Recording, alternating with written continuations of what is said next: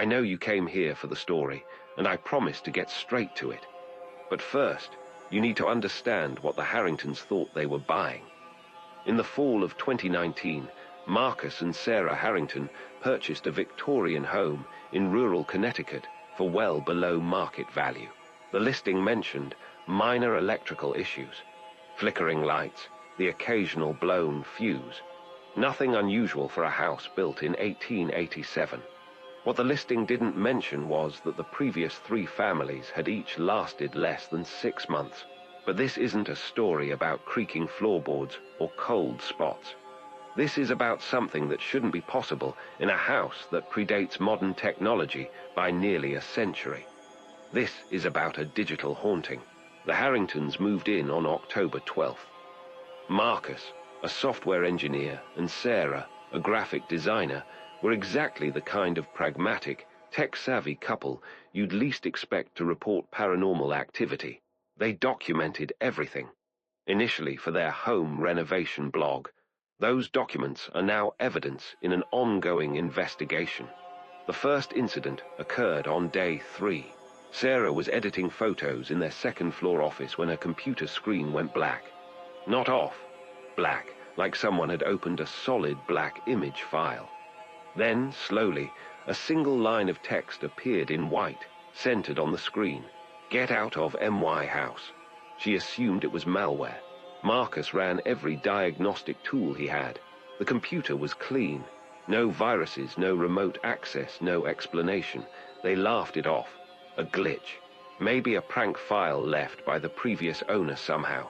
But the glitches continued, and they weren't random. Over the next 2 weeks, the messages became more frequent, more personal. Sarah's phone would display photos she'd never taken. Pictures of herself sleeping, taken from the corner of their bedroom. Marcus's laptop would open voice memos he'd never recorded, playing back his own conversations from hours earlier, conversations that had happened in rooms with no devices present. The messages always came through their devices, never handwritten, never spoken aloud, always digital. "I told you to leave. You don't belong here. This is MY house." Marcus, determined to find a logical explanation, installed a completely new network. New router, new modem, new devices fresh out of the box. He even built a computer from scratch, components he purchased himself, assembled in the house. Within an hour of powering it on, the screen flickered and a message appeared. "You can't keep me out." That's when they started researching the house's history. The home had been built by Thomas Wexler, a telegraph operator, one of the early pioneers of electrical communication in the region. Thomas had been obsessed with the idea that consciousness could be transmitted through electrical signals, that the human soul was nothing more than electrical impulses that could, theoretically, be captured, stored, and transmitted like any other data. His journals, which the Harringtons found in the Historical Society archives, were disturbing. In his final entries, dated March 1891, Thomas described building what he called a vessel, a complex arrangement of wiring throughout the house, designed to capture the essence at the moment of transition. Thomas Wexler died in the house on March 14, 1891. Cause of death, electrocution. His body was found in the basement, surrounded by copper wiring, his hands still gripping exposed cables. The Harringtons might have dismissed this as coincidence, except for what happened next. On November 2nd, exactly 3 weeks after moving in, every device in the house activated simultaneously. Laptops, phones, tablets, even their smart refrigerator, all displaying the same message: "You will see." Then Sarah's computer began playing a video file, not from the internet, not from any stored location Marcus could identify. The video showed their bedroom, filmed from the same corner where Sarah had seen the mysterious photos originating. But this was live. They could see themselves, standing in the office, watching the screen. Marcus checked the bedroom. There was no camera, no device, nothing. As they watched in horror, a figure began to materialize in the corner of the video feed. Not gradually, glitching into existence, pixelated at first, then rendering in higher and higher resolution. A man in Victorian-era clothing, his face a distorted mess of digital artifacts and corrupted data, and then, impossibly, the figure moved. It walked across the bedroom in the video, approaching the office door. They heard the footsteps in real time coming down the hallway. Sarah screamed. Marcus grabbed her hand. They ran. Didn't pack, didn't look back, just ran to their car and drove. They never returned to retrieve their belongings. That house stands empty now.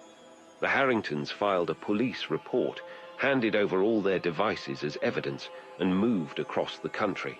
They refused to speak publicly about what happened. But here's what keeps me awake at night. Last month, Sarah received an email. The sender was listed as T. Wexler 1891, followed by a string of corrupted characters. The subject line read, "You will see." The body of the email was empty, except for an attachment, a video file she refuses to open. She's changed her email address 4 times since then. The messages keep finding her. Each one the same subject line, the same attachment, the same impossible sender. Thomas Wexler believed consciousness could live in electrical signals. Modern technology, our phones, our computers, our interconnected digital lives. They're all just sophisticated electrical systems. And if something, or someone, learned to exist within those signals over a century ago, before we even understood what we were building, well, then nowhere with a power outlet is truly safe. The question isn't whether a Victorian house can be haunted by something digital. The question is, if it learned to leave the house, to travel through our networks, our cloud storage, our devices, how would we ever know? How will we ever escape something that exists everywhere electricity flows? Sarah still gets those emails. And if Thomas Wexler really did find a way to preserve himself in the electrical fabric of reality, then he's had over a century to learn, to adapt, to spread. Check your devices tonight. Look for messages you don't remember receiving, photos you don't remember taking. And if you see something that doesn't belong, something addressed to you from someone who shouldn't exist, ask yourself, in our hyperconnected world, where exactly would you run?